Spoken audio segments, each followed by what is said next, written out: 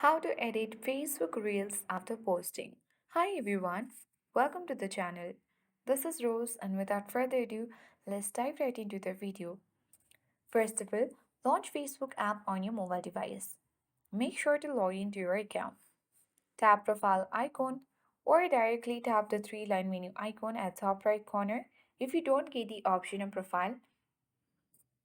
And from this section, you need to simply tap the profile picture at top of the screen.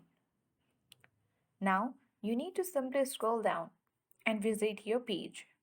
From this section, you need to tap videos, or instead, if you see the Reels option, select that. From this section, you need to simply make sure that you have created Reel videos. Now open a particular Reel that you want to edit. Once you open your Reel video, tap on three dots at bottom right corner of the screen. And from this menu box, you will see different options. From here, you can simply edit the privacy. You can easily edit who can comment on your reel. If you would like to add to playlist, you can select that and also enable remixing. Even if you want to delete this reel, you can do that. For now, let's tap on edit privacy. And from here, you can easily change the privacy settings. Tap save button.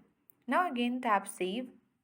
The other way is simply you need to come out from this page. Scroll down. From the same section, you can easily create a new reel video as well. And now tap on next button at bottom right. You can tap on share now after describing your reel. Tap on share now button at bottom right and wait until the reel has been uploading. Once it gets uploaded, it will appear on your feed section of Facebook homepage. Once the video appears on your home feed, you simply need to tap three dots at top right corner of this post. And here from this menu, you will get more options than before.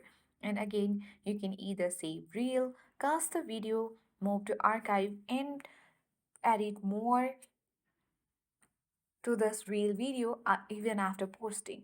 So that's it. I hope guide was helpful. If it was, then do like, share, comment, and don't forget to subscribe. Thank you for watching and see you in the next video.